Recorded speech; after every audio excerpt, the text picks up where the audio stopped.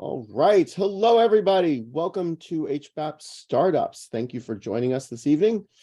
We've got a wonderful guest tonight. But before we get started, we do some announcements and some stuff for those of you who haven't been here before. For those of you who are new here, we do some announcements and then we do a bunch of short networking breakout rooms for about 5 or 6 minutes. And then after that, we will come back to the main event. First off is our mission. We're here to help foster and fortify an innovation and entrepreneur community coming out of the Harvard Business Analytics program. Our goal is to provide our members with the tools, knowledge, leadership, and confidence necessary to create and grow their businesses from the ground up. So you're probably wondering how to engage with our community. So I'm going to post a few links in the Zoom chat in a second. For those of you who are HBAPers, our events are posted on the internal HBAP community calendar, and we post frequently in the HBAP entrepreneurship and social Slack channels. For those of you who are not HBAP students, you can become HBAP students. Go to analytics.hbs.edu and click the Apply Now button. And I'm 95% confident that there's a small probability that you'll get in. And I've said this before, but that's a truly brilliant statistics joke. And if you don't get it, that's okay. Just click the Apply Now button, tell them Todd sent you, come to HBAP, and some of Harvard's finest professors will explain it to you. Okay, so newsletter. We have a weekly newsletter. Please click the link. Let me just copy and paste the stuff into the Zoom chat. Bear with me. Sign up for our newsletter and we can newsletter you. All right, there we go. I got him. Also, bring a guest. We are definitely trying to grow our community and take a look at our HBAP Startups website. We've got a lot of good content on there. And apologies in advance. Many of our past sessions recordings are restricted only to HBAPers, but they are there as well. All right, Susan. Yes. So in the spirit of our mission of inclusion, collaboration, a place where you can come with ideas and learn about things and talk about things, really our code of conduct is to create this safe, inclusive environment for everyone. And so as part of that, all rights are reserved by the presenter unless they tell us otherwise. Of course, we're sticking to and honoring the honor code of ethical behavior from HBAP. And then, as always, the feedback approach, Francis Fry and others, but Francis Fry really memorialized it for all of us for 5-to-1 ratio of feedback. So for every one piece of astringent feedback, we want to give 5 pieces of positive, warm feedback. And then, as Kelly Kimball says, maybe you don't even want to do the astringent feedback. Maybe you just want to do all positive, uplifting feedback, because that's really what helps people to get better and improve. And so, as always, if there's ever a concern of confidentiality or conflict of interest or anything like that, just reach out to Todd and me, and we'll figure it out with you. All right. Thank you, Susan. So one humble request, I see a lot of new faces here, so we'll see if we can get through this quickly. One humble request, and we understand that it's not always possible for everyone to do this, is we love it when folks can engage with their cameras on. That would be wonderful. If there are any new faces who would like to introduce yourselves, please raise your hand and give us the 10-second introduction. Who are you? Where are you from? What do you do? How did you hear about us? And what is your superpower? So please raise your hands. Evan, we'll go to you and then we'll go to Tina. Hi, I'm Evan Woods. I'm from Charleston, South Carolina. I work as IT on contract for Google. I have a background in computer engineering, so I'm a software developer. I heard about HBAP from a LinkedIn presentation with Susan R. Schultz, actually, and I was really excited about that, so I applied, and here I am. And my superpower is grit and compassion. So that's me. And Tina, and then we'll go to Deepa. Hey, Ted, can you hear me? Yes, we can hear you. Yeah, sorry, I don't have my camera and I'm not feeling all that great today. That's okay. Tina Naha, live in Texas and work for Hewlett Packard Enterprise. And I'm your classmate on HBAP and I'm your cohort. So let's see, my superpower is children. I love children. So that's it. Thanks, Tina. Deepa. Hi, so yeah, I'm from Washington, D.C. I am in the HBAP program, the latest cohort. I heard about you guys from Evan. Mm. So I'm really excited to be part of this group. And my superpower is the word impossible because it doesn't exist for me. Oh, I love that. Thank you, Deepa. Nice. I want to hear more of that. I Thank need you. that in my life constantly. All right. So that's everybody who's raised their hands. Let's move on. So upcoming. Next week, we've got Nicole Gibson, the CEO of Love Out Loud. Then we've got Tracy Warren, the CEO of F5 Collective, Dolly Singh, the CEO of TerraTalent.vc, and Allison Byers, the CEO of Scroobius. We've got 4 weeks of outstanding female women leaders. Please join us for all of that. I cannot express how excited I am for what we've got upcoming. And we're continuing our HBAP Startups Workshop series with a de-risking topic. Susan, can help me with that. Yeah, so, I think a lot of us hear this word all the time. So especially if you have a startup or you're doing a new idea in your big industry or your big company, one of the big things that everybody will ask you is, how are you going to de-risk your idea, your company, et cetera, et cetera. So we're going to have a series of workshops around how do you do that exactly. So first of all, how do you de-risk your company to your customers? So how do you get them to switch over from whoever they're using right now to you? Then we're also going to talk about de-risking from the standpoint of investors and businesses. How do you lower the risk, especially as a startup or an idea? What are the very specific things that you can do to de-risk? And then the last area is, how do you de-risk your team so that you're attracting the right people, you're retaining the right people, and you're making the right decisions about your folks. So our workshop is going to be focused on those 3 areas of de-risking. And we are going to do the business model canvas, which we've been talking to you all about for a while. We're going to actually show that to you and show how that's a piece of de-risking those 3 areas of your idea or your business. Awesome. And then last minute request, this coming Sunday, February 12th at 12 p.m. Eastern time, we're going to be doing a pitch feedback session for our very own Dr. Gordon Chu. He's going to be presenting reactive graphene. So if you are around, please come join us for this pitch feedback session. It's one of the things that we do at HBAP is to help each other with our presentations. And the Zoom link will be on our website. That being said, let's do some breakout rooms. This is going to take me a second because a bunch of people just joined. And I know a couple of you cannot speak at the moment, so I'm going to try and pull you out. All right, I think I got it. I will see everyone in about 5 or 6 minutes. Enjoy your breakout rooms.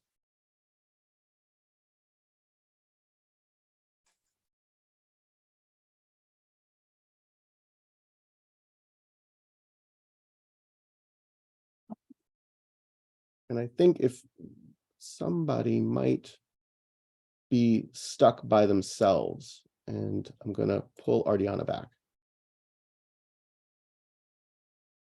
So if some of you joined late, I do apologize. It's because you didn't get moved into a room. I'm going to pause the recording. This meeting is being recorded. All right. Welcome back, everyone. I hope you had fun in your breakout rooms. Just couple last things. A reminder, at the very end, when you drop off of Zoom, in your web browser, a survey will pop up. Please fill out the survey. We are data analytics people, and quite frankly, without data, we become distraught, sad, and lost. So remember, filling out surveys saves lives. Don't misunderstand that. And after we're done, we'll stop the recording, and please stick around, hang out for some overtime. And now, first, before we do the introduction, I want to thank Kelly Kimball for inviting our next guest to HBAP Startups. And it is my honor to introduce Ravi Sawhney. Ravi has spent more than 40 years at the forefront of product and technology innovation. He is a serial entrepreneur, business leader, author, lecturer, and thought leader on design and innovation. He is also frequently asked to be an expert witness on matters of design, innovation, and competition. He is the founder and CEO of RKS Design, a 40-year-old design and innovation firm that has developed solutions for clients in diverse industries, incubated companies, created licensed products, assembled a high-caliber team of colleagues, and accumulated accolades from the media and numerous design juries. He is also the founder of Loan Gifting, a technology platform that uses crowdsourcing and APIs to solve the student loan crisis by allowing students to pay down their loans through gifts and employer contributions. As founder of DNA Guitar Gear, he created accessories that provide peace of mind to musicians around the world that rely on keeping their instruments safe and secure. DNA accessories are used at all major events around the world, including the Grammys, the Academy Awards, the Golden Globes, and the Coachella Music Festival. As founder of RKS Guitars, he worked with world-famous guitarist Dave Mason to create the world's first sustainable electric guitar, and RKS guitars are played by some of the leading musicians around the world. Ravi is also the inventor of the psychoaesthetics design methodology, which Harvard Business Press has explored as a business school case study.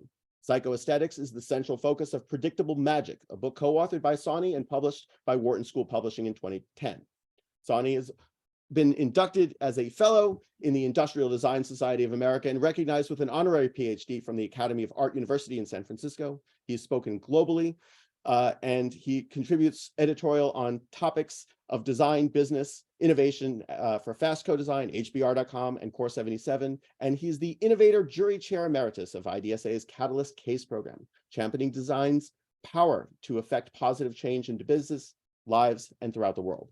Now, without further ado, as is our custom, please, if we could all briefly unmute ourselves, and let's give a warm round of applause to Ravi Sawhney.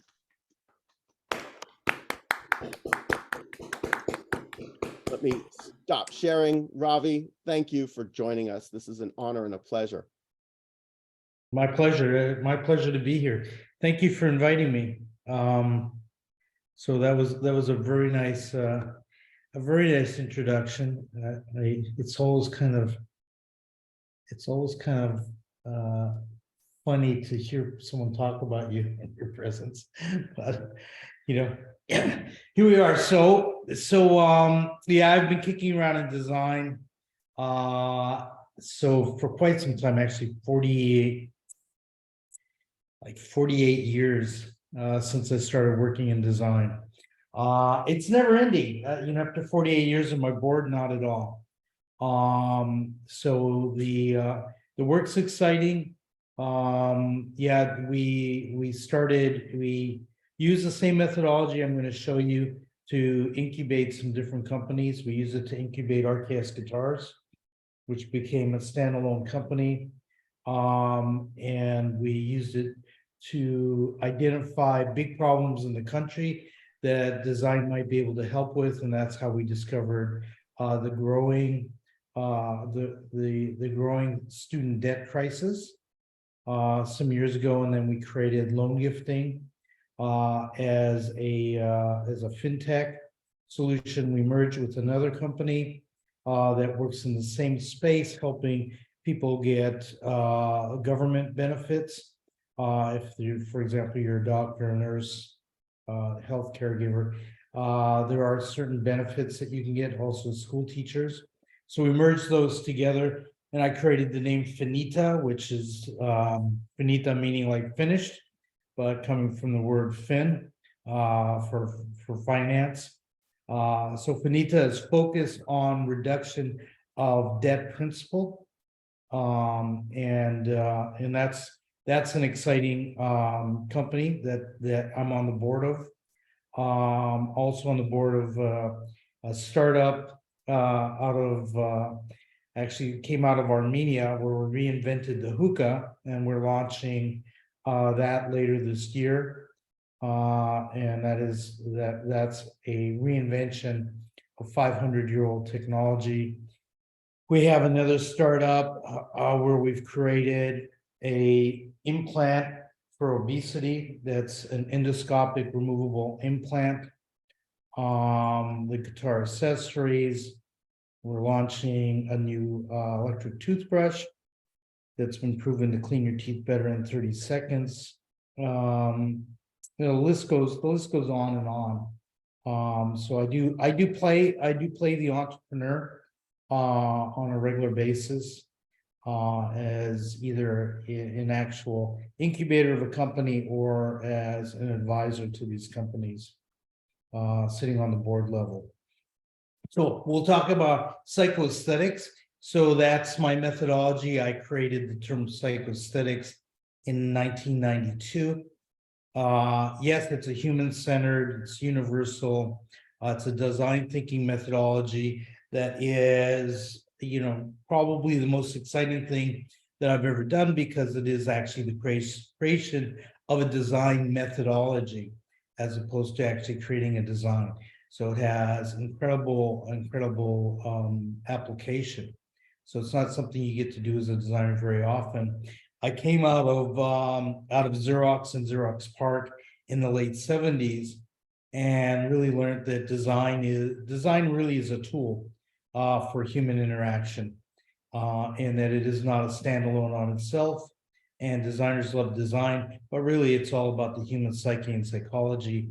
And working with 30 psychologists and developing the first UI for a touch screen while working with PARC, I learned quite a bit, and it really refocused my outlook on how we see design and how human-centered we can be. That time, it wasn't very popular to talk about those things, but Xerox was truly a leader, along with IBM. IBM was also a leader in human factors, and as was HP. Shiz came from HP, so I don't want to forget. Now, the HP was also a leader in that world. So we talk about innovation, that we always hear this word being thrown around: incremental innovation, disruptive innovation. We tend to be involved in disruptive innovation, and I'm going to show you the recipe for it. It can be applied to incremental.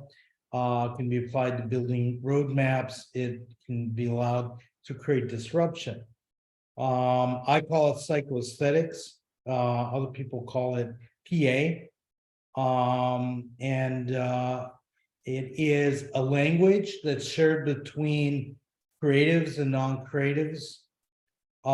It is a visual, a representation of what you've learned, the insights you've generated, the work you've done. And because of that, it allows cross disciplines to collaborate in a way like never before. So getting everyone to see things through the same eyes, share the vision and mission, is really not that easy to do. But when you make visual representations, like I'll show you, it comes together and very consistently. Like I said, we've been using the methodology now for 30 years successfully. Things that we think we have to do is only 4 things. We have to do something that's positive for the company. We have to do something that's relevant to the market. We have to do something that builds brand equity, and we have to do something that connects emotionally with people. All 4 things have to be done in order to create a success. And that's truly a mouthful, but again, there's a way to do this. It starts with understanding what the challenge is. We're big on creativity, as Einstein was incredibly creative. So we're creative people at RKS. I'm a creative person, but I also understand business and how to generate business and how to move the needle in business. So there is a book that you can get a free link to from our website or from Amazon. That's the Advanced Design Thinking Methodology. Alex and I are working on 2.0 on this, because this version of it is really focused on product. But we have to show how we've applied it to creating brand, how we've used it to create companies, how we've used it in software. What's the true application of this? So even though we came from product, we found that we could apply this methodology really everywhere. In 1982, coming out of Xerox, I wanted to write an underpinning that would drive my firm forward. So what I said at that time and captured is that it's not how you feel about the design, it's how it makes you feel about yourself. Today, we say it's not how you feel about the design or the experience, it's how it makes you feel about yourself. So in the cases of building personas and such we'll talk about, it really is about understanding how people see the world, what their needs and aspirations are, what their unarticulated needs and aspirations are. How do we capture all of that? How do we speak for them and to them? What would they do for themselves if they had all the resources and talent that we have available? What would they actually do for themselves? The design process is really not that complicated. We start with research, and we'll talk about the different levels of research. Synthesis is where we're very heavy into. This is the foundational work that we build our house on. You don't have a strong foundation, you're not going to have a strong house. Out of that, we extrapolate what we call key attractors, which we feed into Campbell's interpretation of the hero's journey. And then we finally get to actually designing, engineering, executing, and fulfilling moments of truth, which are success in the world, either for social cause or for business cause, whatever, however we design what the moment of truth is and what success means. It's interesting that we haven't found a limitation for PA. We use it everywhere. It's pretty impressive that we can use it for value propositions. We use it for name generation, where we came from industrial design, and we use it once we build all these tools and we start empathizing at a level that we never have before. We can do things. I mean, that's how I created the name loan gifting, which was the concept of giving a gift to someone against their loan to pay down their loan, and then transforming the new company into the name Finita. Things come forward, and yeah, we don't even sell name generation, but we do that for clients over and over again as we work with them. From my business book, there's an important slide that I always like to capture, and that's the Empower framework. How do you enable your stakeholders? How do you map the future?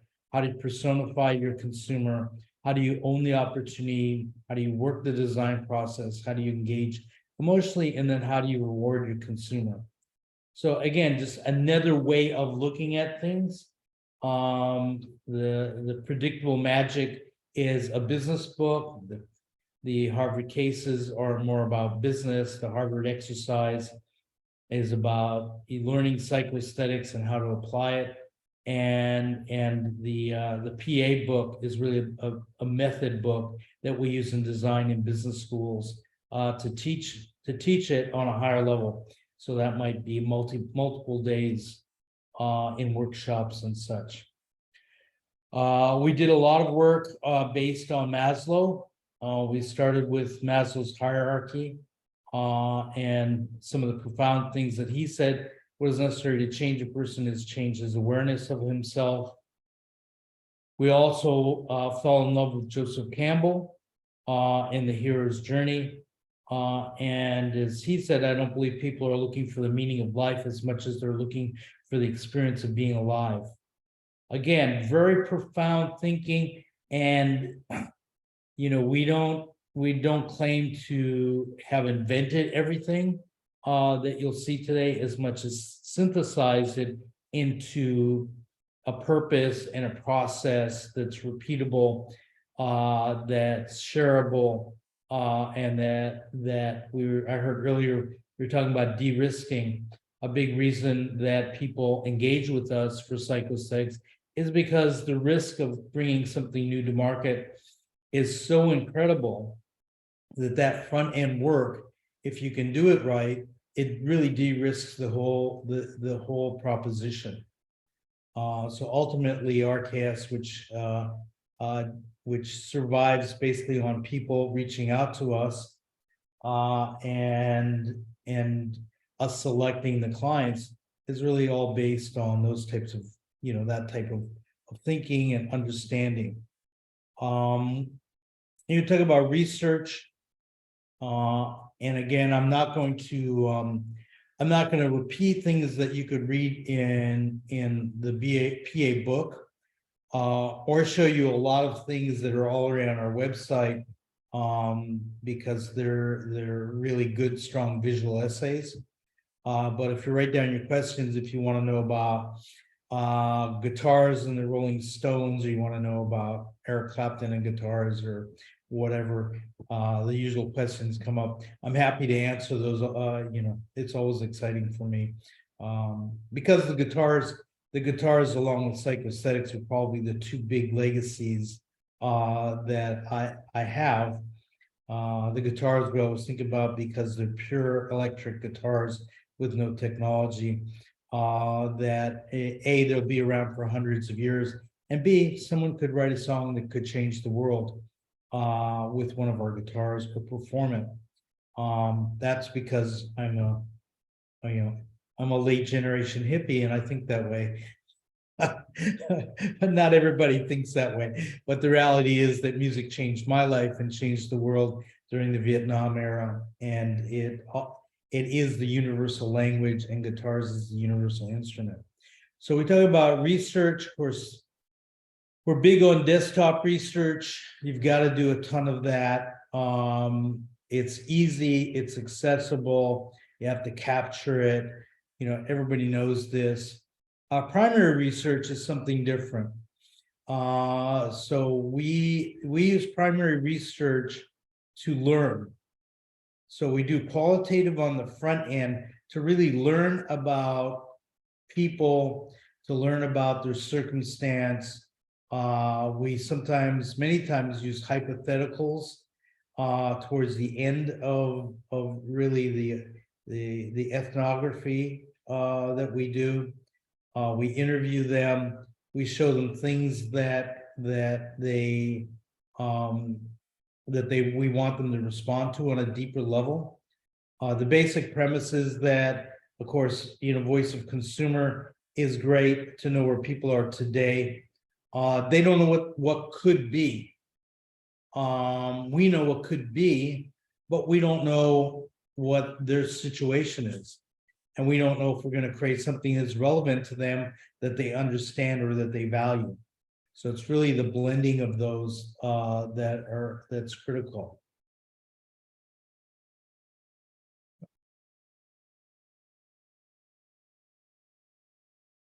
So we talk about the auxiliary research. We're always building these into these visuals. Some of these visuals get huge because we build war rooms based on these and the personas, but capturing it visually so we can share it with each other, so we can recall. If you're the person doing the research, or you have a team doing the research, if I believe, and I've seen over and over again, that if you don't put it onto some type of visual artifact that you capture the high points, you don't have the ability to recall all the nuance and all the learnings that you gathered. They tend to go into tacit knowledge, and you may never share those. We create visual inspirations. We create, things again that they can respond to, not because we're looking for them to give us the answer, but we're looking to get a deeper understanding of how they feel about things. Quant is always valuable.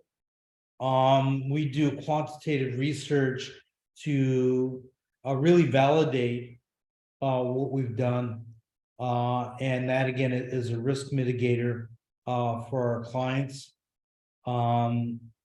In some cases, passion projects bypass the quant side.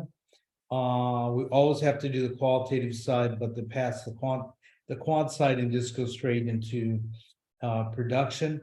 But quant is very valuable because we can do A/B testing and we can really prove to upper management that we've come up with the right solution and that what it means to the marketplace. Just some examples of our primary research, meeting with physicians. I think upper one is meeting with kids for Lego. So you see just some notes. How do you understand the research goals?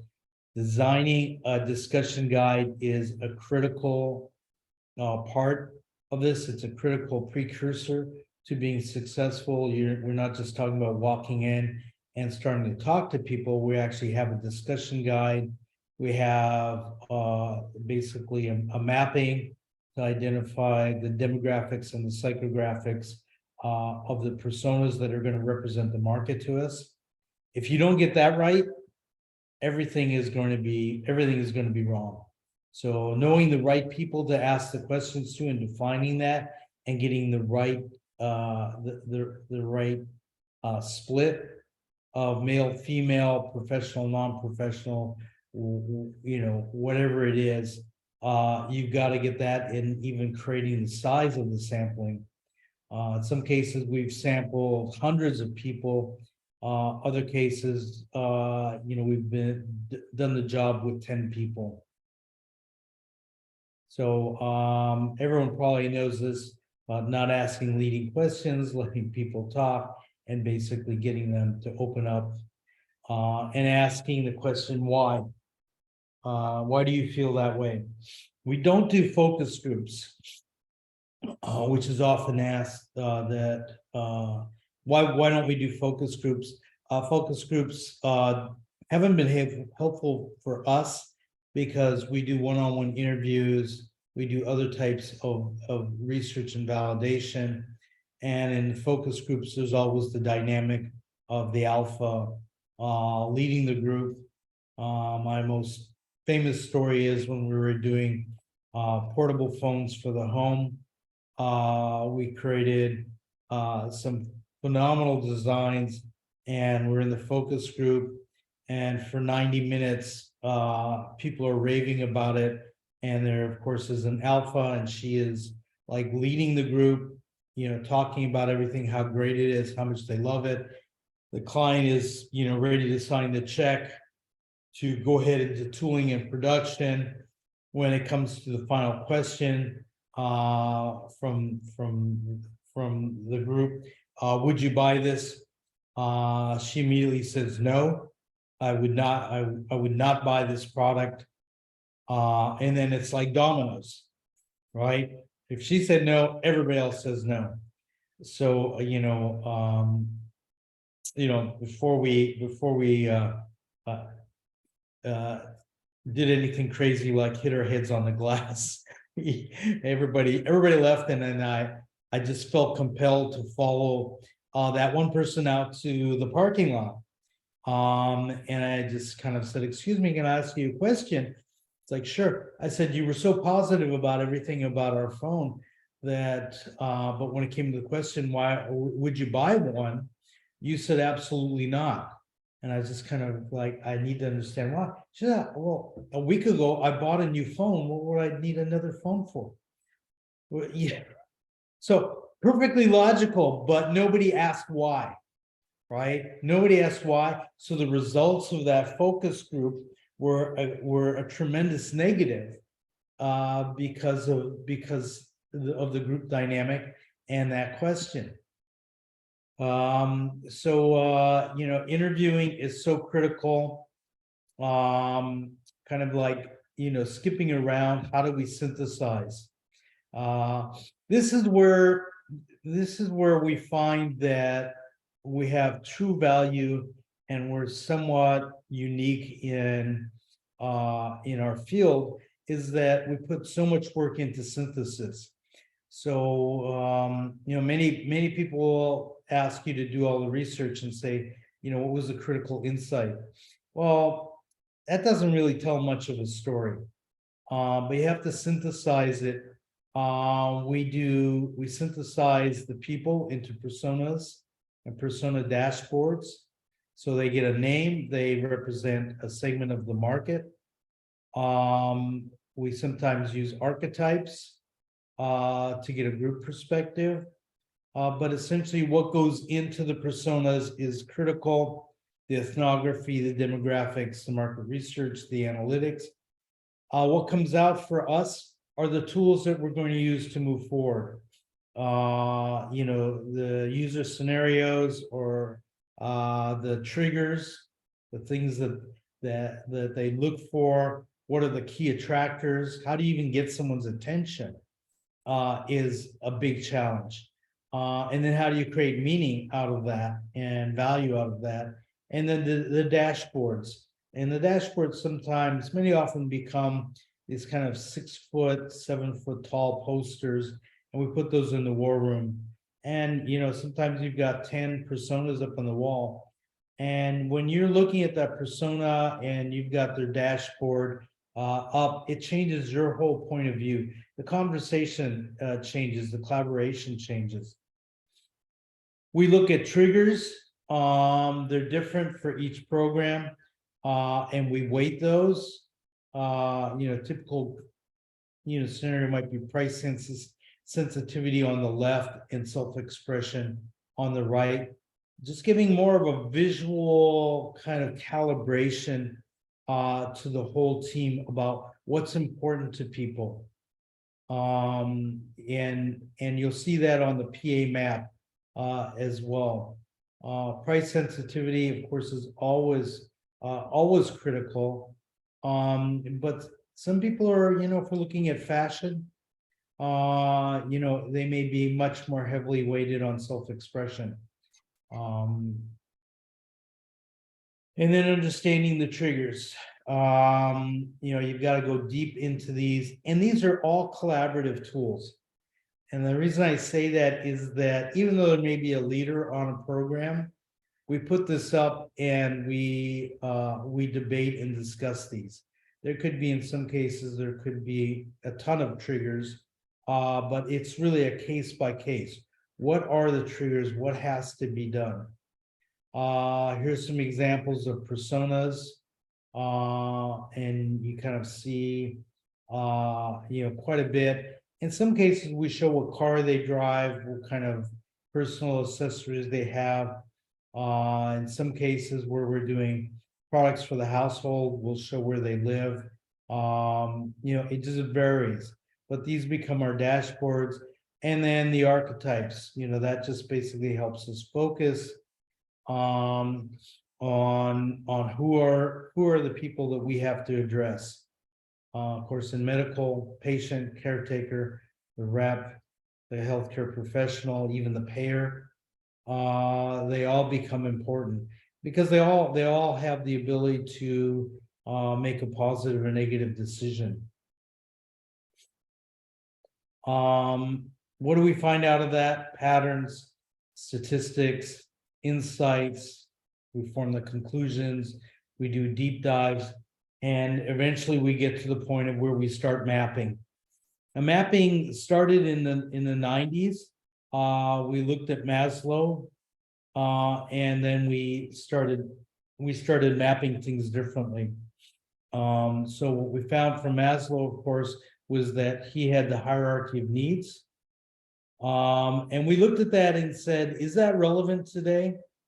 I literally was in the gas station yesterday, and there's a woman who's in that particular gas station, and she begs for money. We can't resist. We're always, handing her something. And then as I was filling gas, my wife looked up and saw that she had the latest iPhone, right? So you don't know if that person's homeless or not. You don't know if somebody's the way they've dressed, and how they look, whether they actually have shelter, whether they have safety in their life. They may get self-esteem and be self-actualized from that Starbucks cup of coffee, or from a cell phone, or from the shoes they wear. Or in some cases, you know, especially in LA, it might be that they drive a Ferrari, but they've got 5 roommates, and that's very common. So based on that, we said we need a map that can help us define things more globally and more from the point of view of the user. And we created the PA map. We've built thousands of PA maps. We are constantly mapping and discussing in terms of PA. But it basically maps interactivity, engaged self-actualization. So 4 quadrants: the basic, versatile, artistic, and enriched are the 4 quadrants, and any one of those quadrants could be fertile territory to work in based on what the analysis and the collaborations show. So you see here a paperclip, a skip loader, the Mona Lisa, and a sports car. And what we say is that what is low self-actualization and low interactivity would be a paperclip. You don't think about it, you use it, and it never crosses your mind. It's well designed, it's well engineered, yeah, give you all that, but it's passive and it's low self-actualization. When we add high levels of interactivity with low self-actualization, we say a skip loader is an example: eyes, ears, hands, feet. But it's not something of emotional connection, of great pride that anybody has. It's a tool. So the basic quadrant, we could say like household buckets might be in the basic quadrant. The versatile quadrant, we would say that a lot of technology is in that quadrant. Not so long ago, all medical products were in the versatile quadrant. Very interesting to see the transition. If we go upper left and we say, what is the passive interactivity, high self-actualization? The Mona Lisa is a great example. You got to get to Paris, you got to get to the museum and buy a ticket and wait in line to get in.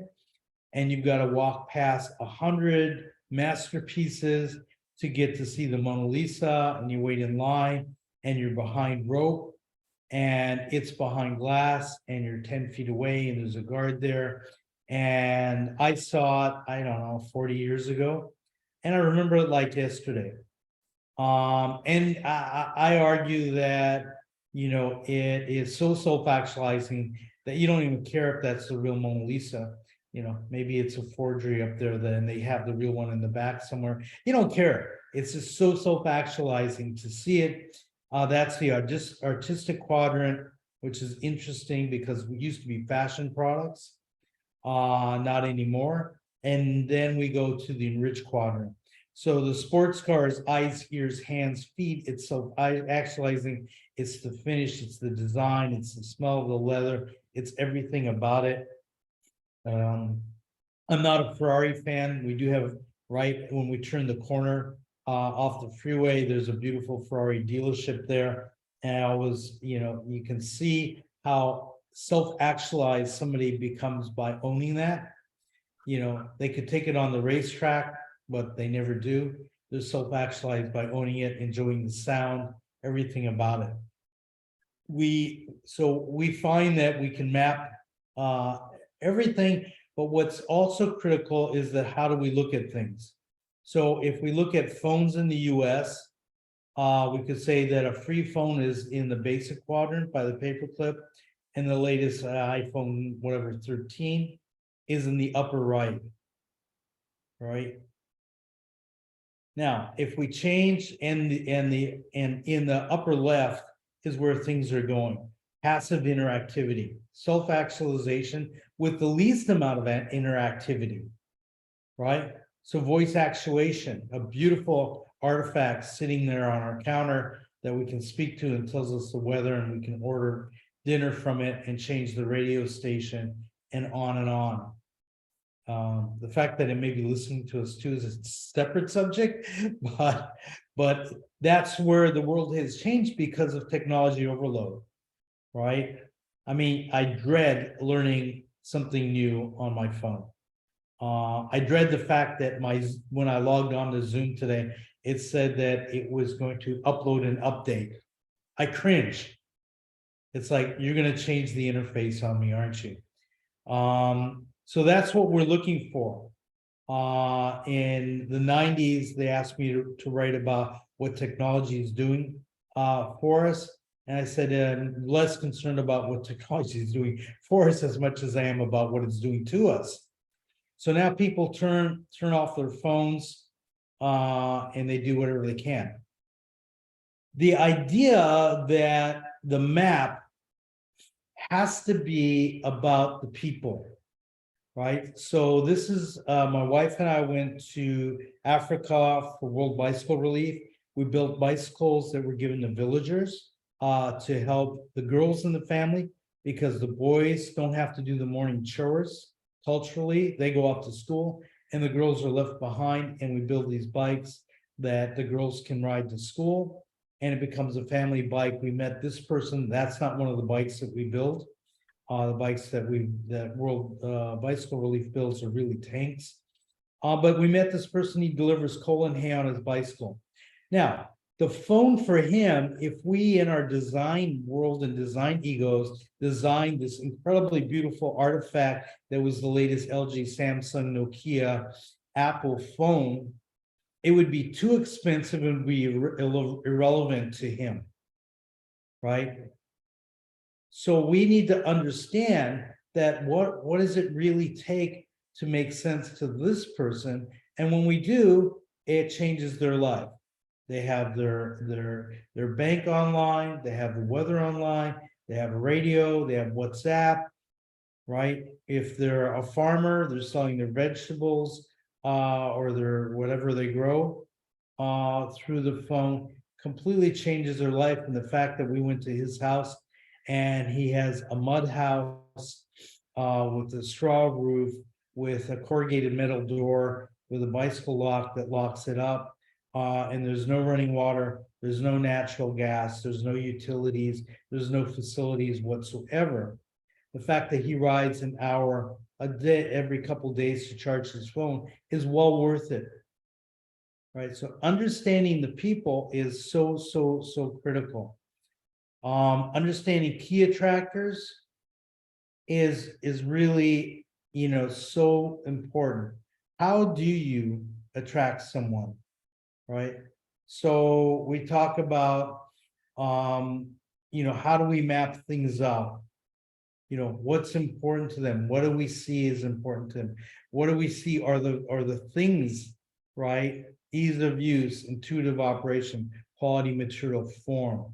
We map that out and we make that visual and we hold ourselves to this, right? Once you start mapping this out and printing it and living by it, all of a sudden you've got a litmus test that you have to own up to. So we worked with Campbell's, the Hero's Journey. What we saw in the 90s is that this profound finding, and that Campbell wrote about, that there is a universal truth that in all cultures throughout time, that the great stories are based on the hero, and there is an archetype for the hero's journey. We said, wait a minute, because we create things for people, we have to be able to do this for everyone. We should put everyone on a hero's journey. And I would think even today we're on a hero's journey, right? You've been attracted to this presentation. Hopefully I'll engage you. Hopefully you'll adopt some of these ideas. And then when you try them out, you'll have a moment of truth. And then that in turn will create evangelism. You might change your body language, you may change your approach, or you might share. The cheapest, simplest product that we ever did is a can opener we did for the company Xylus. We did 40 or 50 different products for them. But they asked us to redesign the can opener because they're a kitchen gadget company. And they're a global, they're a giant in kitchen gadgets. And so as we were using the can opener and studying and watching people doing ethnography on can openers, right? We just kind of like had an observation that why is it that when you puncture the can, you have to hold those two handles together while you crank the little gear to go around it. And if you get distracted because there's something on the news or someone talks to you, you might like loosen your grip on those two. And then when you get to the end, you got to do it all over again. We've all had that experience. We said, well, let's just make the handles so they latch together. Right? So, here's a $15 can opener. I think it's $17 or $18. It was started at $12. I think last count was 30,000 positive reviews on Amazon, right? So we're able to attract people, engage people, get them to adopt it, get their moment of truth where they use it. And it's like, really? You're going to write about your can opener on Amazon?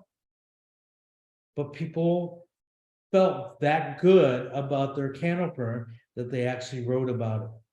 So that's the hero's journey. We need to put everyone on a hero's journey every day. And when we apply these tools and we really think about it, that we understand that if we catch their attention, which is an art form in itself, that I say you have to have 1 foot in the past, 1 foot in the future. We have to show that you understand what you're looking at and you see that there's some value creation there, that it could do something for you. Then you're going to start testing. Right? You've been attracted, you have some belief, it's a beautiful object, what's it going to do for me, whatever. And then you engage, you have those tests. If you pass enough of those tests, you adopt it. If you're buying a car, there's a hell of a lot of engagement. If you're checking out, the gas station and you're looking for gum, you can imagine it's like, okay, look down. Yeah, I feel like juicy fruit. You grab the juicy fruit, you get in the car, you pop it in your mouth. Okay. That was my moment of truth. It tasted as juicy as the label looked like, and I expected it to be. So it's again, it can get very deep. So I just like to show this. There's probably on our website, we're showing more and more PA, but there's pretty much every case in there. I just like this one because it's a good before and after. So Life Technologies came to us. They're a $5 billion company. They've grown through acquisition, as happens often, but the marketplace perceived them to be a distribution company. They didn't perceive them to be a single brand because they had all these other companies under them that were all life tech. So they came to us with products like this, which is a DNA sequencer. And they said, we need a global design language. So that was their challenge to us. They said, we're rebranding and we need you to develop a global design language that we can hand to every one of the companies we've acquired and they can use so that we can form alignment in a single design language for all products. So as we started interviewing and we started personifying, we started mapping the personas. So we started where we were just mapping products, and then we started realizing that, wait a minute, if we can understand and have insight to these people, we can basically place them on the map. And we can map people. And then if we can map people and we can all agree based on our interviews with them and our discussions, and we do this collaboratively again, this is a team effort, that we can understand that where they are today, but where do they want to be tomorrow? So where are people going? So in this case, they're all going to, higher levels of interactivity, maybe, but higher levels of self-actualization. But they didn't want to strip out the capabilities. They're not looking for a toy DNA sequencer. They're looking for serious technology. And then that creates an opportunity zone. Sometimes there's many opportunity zones, but it's very interesting that every time we do this, and we do it every week, we create the opportunity zone, and you can hold up whatever sketch, whatever idea, whatever you're thinking, and you can look at it and make sense out of it. It might sound crazy, but if you try it, you'll be amazed at how well it works. Next, we started mapping the competitive brands, right? How did we see the competitive brands as an aggregate? Their websites, their materials, their brand mark. Our client is right in the lower right. AB Applied Biosystems, part of Life Technologies. They were in the lower right quadrant, and their number one competitor and leader in the industry, Illumina, was brilliantly right in the zone. So we had to transform that into this. So based on the PA map, we created something that was competitive with Illumina, but for the badging on the product, had something special about it. And so what we did is we took, which is interesting because we hadn't seen it done before, we took a piece of clear plastic, we silkscreen Life on the back, and we laminated that to another piece of clear and silkscreen Technologies, silkscreen white on the back of that. And the word Life floats in air. And as you walk around it, you see that there's something magical there, that it's actually floating up. And it creates a true drop shadow based on the lighting. So it's representative because DNA floats, it's even more significant. So now if we look at the competitive products, we placed Illumina's product at that time in the artistic quadrant. It's beautiful, it's $500,000 with the technology. Does it say that it is state-of-the-art, that it is the most versatile, the most diverse, the most value? Does it carry everything about its ethos that says that is the right product? We didn't believe so. And our friends of ours designed that. We think it's a beautiful design, but we didn't see that it was relevant to the market. Had we not PA mapped it, we might have looked at it and said, oh, we have to outdo them and do something even more artistic. In the lower right is our client's product, the one I showed you in the beginning. Somehow, it carries the ethos that this is technology repurposed, maybe from the late 80s or early 90s, and that it was repurposed to DNA sequencing, but it's really old technology. So how do we get that into the map, right? So we transform that same exact product into the product you see in the zone M. So now it looks state-of-the-art, it looks relevant to the market, it propels the brand, it does everything, and it creates an emotional connection. Everything we said we had to do in the beginning, this does. So here's the before, and here's the after. It is the exact same product. There was a software update. That's all there was to that product. And that was part of the global design language that we did for Life Technologies. Right? First product that we launched with in that same design language was the Ion Torrent, which launched at the Consumer Electronics Show and became a very, very big deal because the media was all over it, that the greatest thing at the Consumer Electronics Show is not consumer electronics, it's DNA sequencing that can sequence DNA in 2 hours for $1,000. Right, that was part of the global design language, which was a 150-page guidebook. The net out is that working with Life for a couple years on that, we launched the Ion Torrent. They started with a $5 billion valuation. The Ion Torrent launches them. They make a huge splash in the market.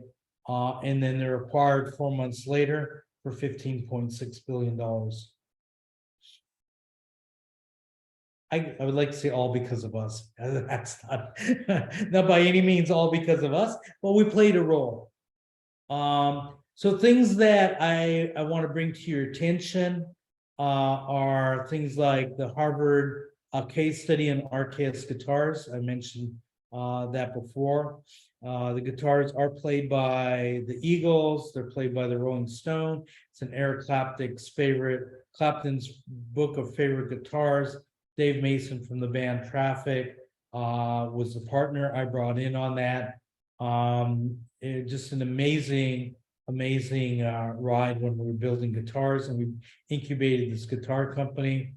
We got to meet the Who, we got to meet the Stones, we got to meet Crosby, Stills and Nash. We got to spend time with David Crosby, who was a very nice person who just passed away. Was just incredible. And I got out of the guitar business because being split between running a design firm and running a guitar business, it was just too much. And my passion is design. It truly isn't guitars, that I didn't want to spend my life just building guitars, but we built 2,000 guitars, and they're very much in demand. They always are going up in value, and people use them in studios and perform with them. The Harvard exercise is a great exercise. It was just about designing a travel coffee mug. We've picked some low-hanging fruit and said you can use this to understand how to really use psychosthetics. Predictable Magic is a book that I brought Deepa Prahlad in to work with me on. And her father, C.K. Prahlad, was really the person who helped us really put it all together. When he came to us and Deepa brought him in and said, I'm going to bring my father out. We knew what a rock star he was. He passed away now, I think 3 years ago, for maybe longer, must be longer than that. But C.K. Prahlad was the #1 strategist in the world 2 years running. Just a unbelievably brilliant mind. And we used to have dinners, and he basically came in and he said, I want to learn about what you're doing. He says, it's one of three things the way I look at it. He says, either you're doing what everybody else does and you just put a name to it. He says, number two is that, this could be just complete bullshit. Thank you. He says, and number three, there's a remote possibility that you actually have something here. So after spending a day with, someone who was just, unbelievably respected, across the world, getting paid. Was getting paid $50,000 a lecture, a keynote. He would fly in, he would prepare the keynote that day. He would do a 1-hour keynote and fly out. He really gave us the ability to really put it all together. He said, you have to put this all together. And you just got a set of tools that you're using, but put it all together. And then we have the PA method book, which you get a free download for. As I said, Alex is working with me on either Predictable Magic 2 or PA 2. But we're deep in the process on working on that to show how you apply this methodology to all categories. Listen, from branding to software to business innovation. How do we create a new business unit for Intel? We're a bunch of designers.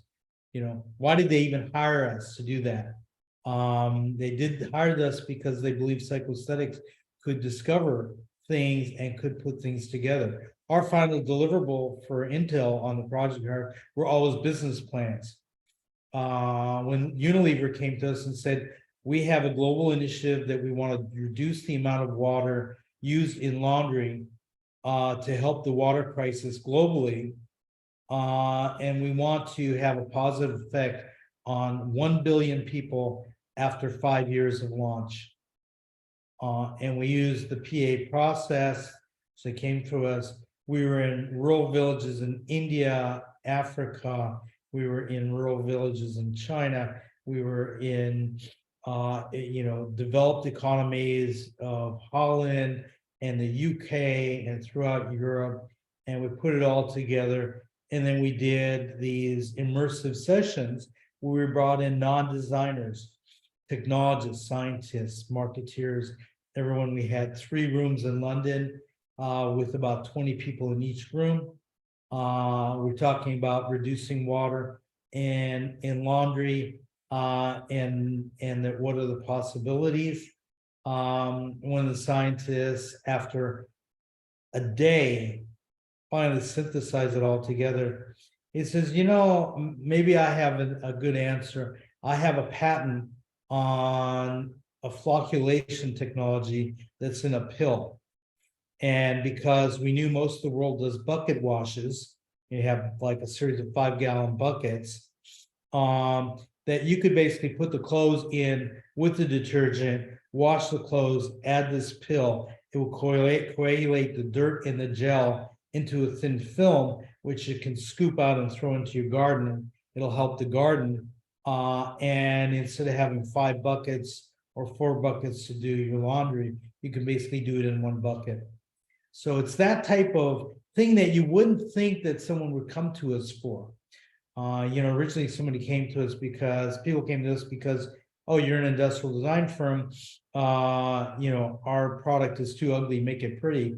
But what you find is that industrial designers, because they have that challenge and because of their training, they start to think very, very deeply into people and their needs and what they go through, because even a pretty object has to have relevance and has to have benefit. So that's kind of like an overview. I could go on for days because we have hundreds of examples, and there's so much depth to psychoaesthetics now. I really urge you that if you have interest, get the download, take a look at the materials. It is a proven methodology. We've proven it by creating our own companies. We've proven it by helping other companies become successful.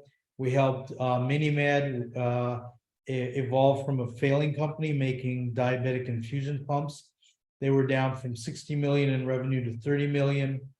We got the diabetic pumps. We started pumping saline, wearing them on our own bodies, started mapping, identifying everything. We found that this overtly medical product had a stigma attached to it, that if I had a meal, we would have to, let me turn on the lights. My screen is making me red. We would have to take it out of our pocket or wherever, and then we would give ourselves a bolus of insulin. Well, when we did that in restaurants and public settings, people stared at us like we were lepers. And so what we did at that time was we made it look like a very cool pager. So it looked, even though you have a catheter that's a clear tube, right? All people saw was a person getting a page, and it looked like this very cool pager. And we actually made it translucent blue before Apple ever did, but I would say post-watch, pre-Apple. And we made it very, very consumer. 3 years later, their sales are $270 million. Medtronic then acquires them for $3.6 billion on $270 million in sales. I have 2 genius siblings who are both MDs, and when we had this chance to take shares and buy in before they IPO'd, they convinced me it's like, oh, that would be a big mistake. They're going to come up with the cure for diabetes any day now. And that was some time ago. And like, thank you, brother and sister, for your good advice that I shouldn't have taken. So with that, I guess we can read the questions if there are any questions. If you're still with me, I'm here, and Ravi, thank you. This was a pleasure. I've got a million questions about how to do this and how to deploy this into and use it. And my head is spinning, and thank you. So I just want to invite anyone, if you have any questions, please raise your hands using the Zoom raise your hand function, and we'll call on you. Yeah, Gordon, thanks. So, I mean, I guess if you don't mind me starting off, because I read through the guitar case study, and I see how you've used the map, the PA map, to outline this opportunity section. And is that the primary goal of the map, is really just to find where your opportunity is? It is to find where your opportunity is. In some cases, we find that there's no opportunity. In some cases, you find there's no opportunity. Yeah. In And some then what do cases, you do in that find case? that you find that, yeah, you know, people have occupied all the spaces, and that you're going to create, you know, micro differentiation. You're not going to be able to move the needle enough. You know, in other cases, we find that you know, depending on, for example, household products, we find that you can move the needle. You can move the needle in market penetration quite a bit with incremental movement vertically, or to the right, or to upper right, or to the left. And if you do that smartly, you can do that while you value engineer, reduce the cost of goods, and add some features and such, and that you can create success. But it also is, you know, a risk assessment that, you know, where are you going to hunt? Are you gonna fish where the fish are and nobody else is fishing? Or are you going to fish where the fish are and everybody else is fishing? Right. So, I mean, and I see that to an extent, but then how do you address things like an innovation in the business model? Take Dollar Shave Club, for example. I mean, it's just a razor and a razor blade, yet their innovation was a direct-to-consumer subscription model. Does that map properly into That this? does map properly, because they moved you upper left. They added convenience into the experience, and said, let me take this friction and pain point away from you of having to reorder all the time, and based on that, buy our products, and we'll make your life easier. Got So it. it moved upper left. So that, and that's the interactivity is what moved to passive. Exactly. And then the dynamic empowerment, the self-actualizing increase. Well, I don't know how that increased. I mean, it's just a razor blade and I have to think about it. Well, you know, had they Razor blades are passive designed to their begin with. products, if they hadn't have done it with Me Too products, they probably would have had even better barriers to competitive threats. But yeah, taking a Me Too product and adding that type of approach to the user experience and the user journey, yeah, definitely moves you left, and it's easier and easier. It's upper left, so you get high self-actualization. You know, I mean, you know, it's convenience. In the case of you know, as we've studied coffee machines, you know, Keurig really is incredibly successful moving things upper left, and now they're using design more heavily, but the convenience factor, you know, really created their success. And I never liked the coffee out of a Keurig machine. You know, I didn't feel that it was ever good coffee. In the case of I mentioned about the hookah reinventing 500-year-old technology, you know, it is a painful, awful process to prepare shisha and to prepare hookah, which is, you know, prominent in the world. And we steer away from things that we can't improve the quality of life for. And in that case, what we did is we took away the coals, and we took away the coals, which give off carbon monoxide, and we say, let's do this all through technology. If you can take away the coals, you take away the creation of coals, and then we can add the convenience of a pod, like an espresso. But then in addition to that, we can move upper right, and we can add user experience. We can understand the user experience. We can get more consistent flavor. We can get more consistent temperature. We can get better cleaning of the smoke. We can actually get a larger smoke cloud. We add lights in, so when the smoke's in the vessel, that it creates some magic. and on and on. And that company's out fundraising now, but I won't be surprised if that is truly a unicorn. So there's always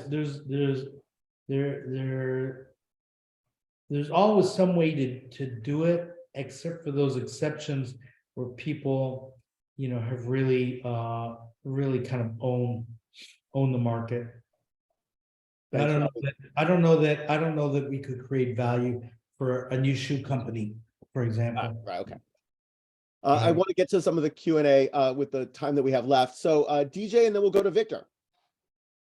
Yeah, no, thank you for being here. My question was more on the continuum aspect. So I like in your presentation where you talk about the moment of truth, but I was also curious that where you probably would, where you talk about this concept of having one leg in the back and one leg in the future, and from a future perspective, where you've thought of a design, right? And now you've come to the moment of truth in order to meet where the user is, where you've kind of broken it down into phases and taken that as a moment of evaluation and truth and built it on, right? So from a software context, probably it's easier to understand, but bringing like a retail product in the market, I was curious if anything of that sort ever happened in your case or your scenario. Well, first the engagement is where it's critical. It's not the moment of truth. The moment of truth is the outcome. The engagement is the process. So I say one foot in the past, 1 foot in the future, very relevant in software, but it's relevant in everything we do, that you have to be able to see something and understand something. So we worked extensively with a very close friend of mine, Bob Deutsch, and he's a cognitive anthropologist. He has PhD in psychology and PhD in anthropology. And what he taught us and what we use now, we started using some of his teachings in 1998, is that people look at things and say, is it like me? Does it like me? Can it make me more? It's kind of like a core principle of humanity, right? So you look at a door handle, it looks like it's comfortable to your hand, right? You reach for it and you touch it and it feels like you can engage and open the door. And then when you open the door, it's made you something more, right? That is the same of the hero's journey. You look at it, you're attracted to it, you test it, and then when you open the door, you do feel positive about yourself. When we did doors for Amana's refrigerators, we were hired in '98. That's when we started working with Deutsch to reinvent the complete Amana line of products. You could imagine they interviewed over 100 design firms, and then they hired us. I remember the VP of refrigeration said, "We're really excited about you guys coming on board to design all our products. I head up refrigeration. I have X amount of SKUs and different products, and who were you working for before in the appliance category?" We said, "No one." That's why they brought us in. But when we did the refrigerators, and it was a profound learning, that we had handles on the refrigerators, and we're watching as we test people we're watching the observation room, and before we go and interview them, we just let them walk around, and the handles that were so beefy that people will pull them with so much force they lose control of it, right? They didn't like. And when we, in the thin, beautiful, thin, delicate design, they reached in with their fingertips and they touched it. And when the door didn't open, what's interesting they did is they looked over their shoulder to see if anybody was watching. goes right back to the mini-med piece, that so much of it is about that psychology. So it looked like it attracted me and engaged me, and then it failed me. So I never got to the hero's journey, which would have been that I buy that refrigerator, I take it home, and everybody loves it. That's the moment of truth. Moment of truth many times requires an audience. But if in today's world, it's just how you feel about yourself. You got it, it came into the Amazon box, you're really pleased with what you saw and what you bought, and you use it. And if not, it's like goes right back in that box, and you hit that button to return it so fast, right? And once you're disappointed, that brand is tainted. You'll probably never go back to that brand again. So it's a little bit more complex than that. The point of purchase is not the moment of truth. The moment of truth is when you actually are fulfilled that the decisions that you made were correct, and that's get back to how it makes you feel about yourself, right? If you no buyer's remorse is a key. Thanks, DJ. Victor, and then we'll go to Susan. Yes, thank you so much, Ravi. This has been fascinating. I want to ask you a bit of an unusual question. As I'm listening to you present, I'm seeing what you've built and how you have approached what you've built, and how you basically see the world through perhaps a different lens than many or most. Were you always a curious kid who just kind of realized there's a different way to look at things, or was there an awakening in your life that turned some sort of let's say turned an illumination onto this way of thinking that allowed you to proceed with everything you've presented, including developing a methodology? But I'm going to, before that was even a thought.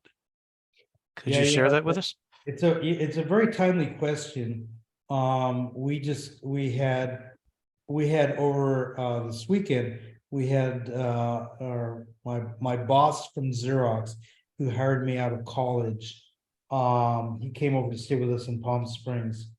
And when I was at Xerox, I was hired in as a very young designer. I think the next person was 20 years older than me. My boss, Frank, was 20 years older than me.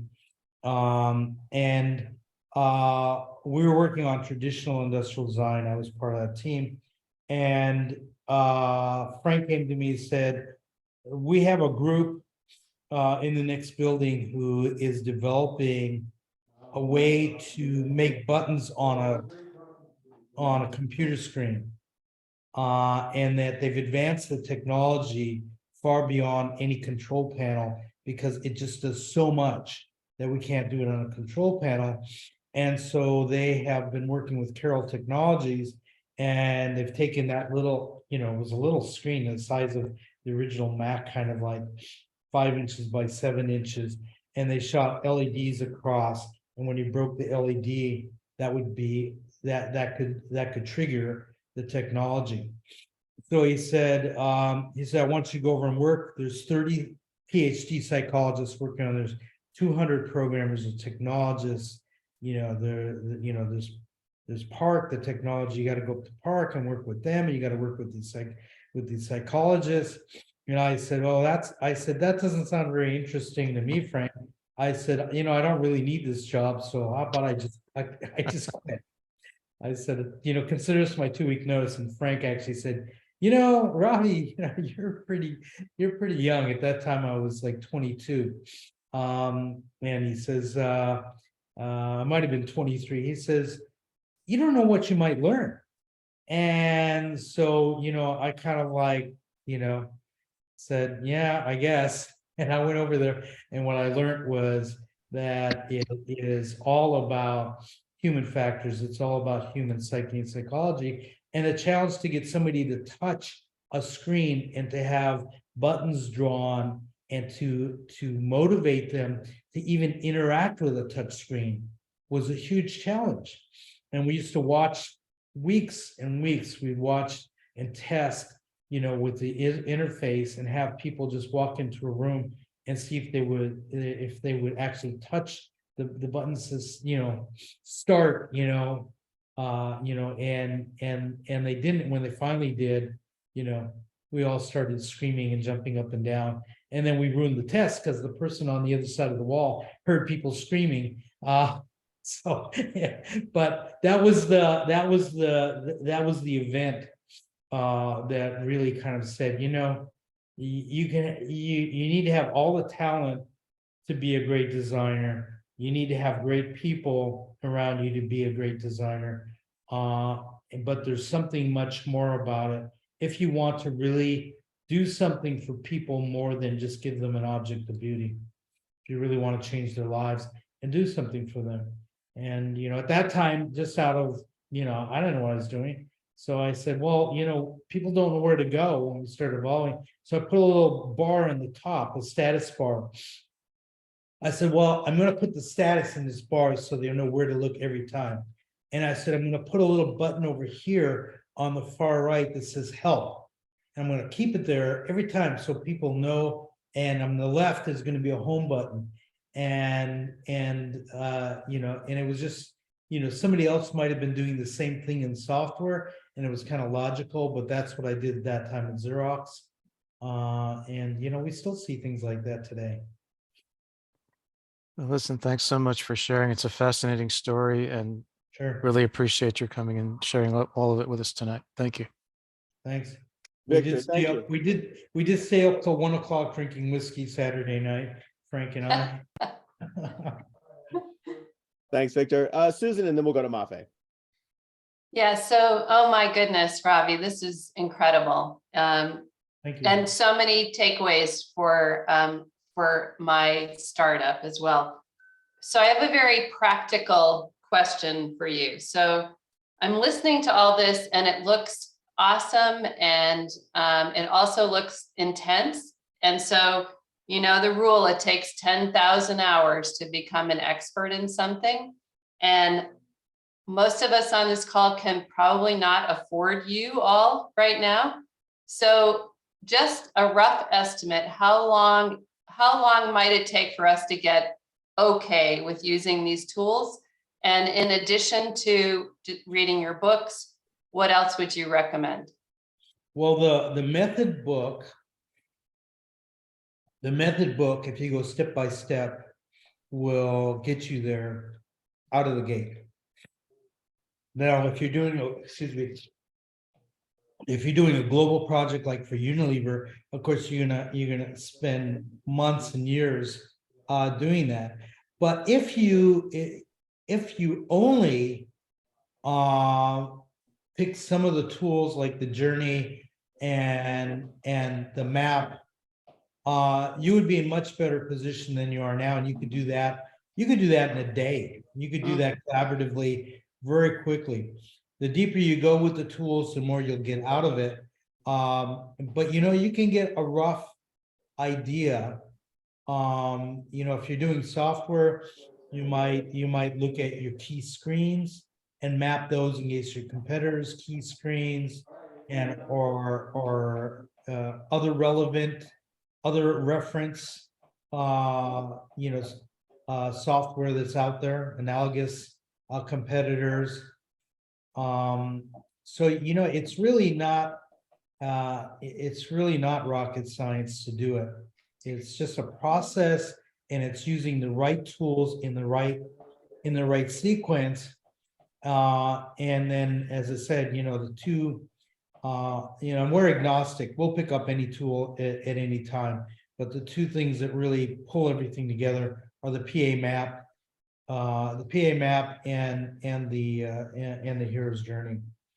So we even map value proposition, mission, and vision. It gives you a way to look at it and think about it. Otherwise, there's ownership and there's ego, and and it's like you like something because you like it, but it doesn't mean that you're objective and pragmatic. When you have to put it on paper and put it down visually, you have to be objective. You have to be pragmatic. When you have personas in front of you, you have to you have to see it through their eyes and not your eyes. You know, unless you're designing something that's for yourself, you know, I mean, like John Lennon said, you know, I write about my life and myself, you know, and if it relates to other people, that's great, but that's not the world we live in. You know, we're doing things for other people other than ourselves. Cool. Thank you. Sure. Thanks, Susan. Mafe, and then we'll go to Analaba. Ravi, thank you so much. I should say I'm also an industrial designer. That's my background, but from the Philippines. And hearing you speaking about this kind of have my heart pounding because I've seen how I was trained and how I was up to this time, even though I came to the US and was not able to practice it here. The training was there to design something to be able to make it efficient for people, even in products or in abstract things. And just to hear you speaking about it just kind of resonate that I want to go back to where I first started. So I used to work for the Design Center of the Philippines, and that was and so very, very exciting. And just before just while you were speaking and you were speaking about your invention and the guitar, I sent it to one of the music director of Bruce Springsteen, and I said, do you happen to know about this? He said he owns one. Oh, very nice. So yeah, so just would like to acknowledge you for the work that you have done, and to thank you for sharing all these things, because it inspires like person like me to kind of break to and expand to the direction that I'm going to. Thank you. My pleasure. Mafe, thanks. Analaba, and then we'll go to Yvonne, and then after Yvonne, we'll wrap it up. Yeah, thanks, Ravi, for such a enlightening session today. The question I have for you is, so typically when you work with clients, how long does the research to maybe the the PA coming up with the PA map, that process itself, how long does it take? And It can be as short as 6 weeks. On the global projects that we've done for Allergan or Samsung or Amgen or other global projects, it does stretch out, can be 3-6 months depending on how much testing we do, how many returns we do. But in general terms, the shortest it would be about 4 weeks. Roughly it's going to be a medium would be about 6 weeks. It just depends on how much research we're doing, if it's global, if it's does it require a lot of process. Working in medical, recruiting is a big time consumer. So it just depends, but it's not years. It's not years because we have to move at the speed of business, and this is the foundation to create innovation. It's not an end into itself. And do you guys stick around for the actual, the prototypes that are built, or the maybe the manufacturing that happens and the rollout as well, or do you just That's what's crazy about us, is that we can go from defining an opportunity for a client all the way to executing and getting them into the marketplace. So Alex, who's on the phone, actually has programs where we're doing the full digital marketing for clients. But we do the sourcing, we do the engineering, we generate the patents. We're named on over 300 patents domestically. So we do the IP generation, and we actually execute. So yeah, if you can't execute, then what's the point? Just hand this off to a client and say, go figure. When we worked with Amana, they gave us, a stack of volumes of work that we had to mine. We don't do that. we get down to, and I actually our team had to extract everything from that, from BCG's work. But yeah, it can be 6 weeks, it can be 4 weeks, some cases it can be 3 months, but that's generally about the limit, would be about 12 weeks. It's only those huge programs where we're doing something, really on global scale, that it goes further than that. Awesome. Thank you. And then it's a living document also. All those are living documents, which is important. I didn't mention that as something new comes into the market, right? Where else can you then take that information and update your maps, right? You can update your personas, and so a lot of work that we always received, was like, here it is. And then a year later, it's not relevant, but you use this as a living document. You're constantly, looking at it saying, okay, do we need this change, that changed your landscape? How do we address this? Did that move the opportunity zone? It just becomes a living document. Thanks, Analaba. But Yvonne, can I hold on to you for just a second? And I want to call on Kelly because he just joined us. I don't know if he can speak. Hey, Yeah, Kelly. Can you hear me now? Hi, Ravi. Hi, Kelly.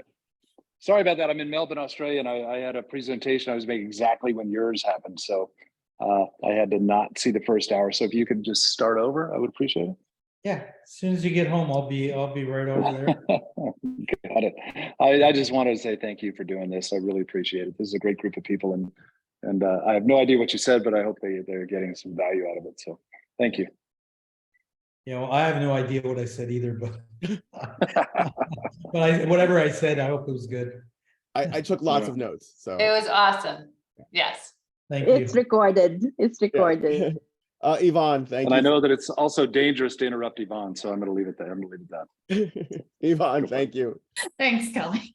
Ravi, thanks so much. I have a question more related to psychology. You mentioned the word dread, and I was curious as to whether in your work that you're doing now, you've had to incorporate this concept of the dread that we all feel when we're asked for setting up a user account and a password, and the digital transformation and the interfaces that it has forced on everybody, because I'm finding that there's a big backlash, and I'm curious whether you guys are now incorporating this, because if I have to create an account or a password, I just won't buy the product. Yeah, what was the word that you referenced? Dread. Dread. Yeah, it's really, it's an overload situation where it's not just you. We're addressing that everywhere. Every interface, every product that has IoT, we're addressing that each and every time. But it is probably the number one challenge, is that if you can't make it in the fewest steps in the easiest way possible, people will just click off. They'll just reject it, just because our capacity to learn new things is so diminished. And we deal with that in medicine quite a bit. Teaching a physician or practitioner how to use something new that is counterintuitive to everything they've been doing. Mm-hmm. It's just almost a non-starter. You have to really understand how they do things, and then you can add the nuance. We learned that also with guitars, that even though our guitar looks different and sounds incredible, is that if you close your eyes, it has to play like every other guitar that you have. And that if you can't do that, you're not going to be able to teach someone to reposition their hands. They have muscle memory. They have all of these things that incorporate. And when we were doing the guitars, it was fantastic. We were prototyping constantly, and Dave Mason would come in and test these. And we gave him a prototype, and he said the next two, he just touched it 3 times. He said the next too thick. We said that's impossible. So we got the measurement tools and we checked the neck 5/1000ths of an inch.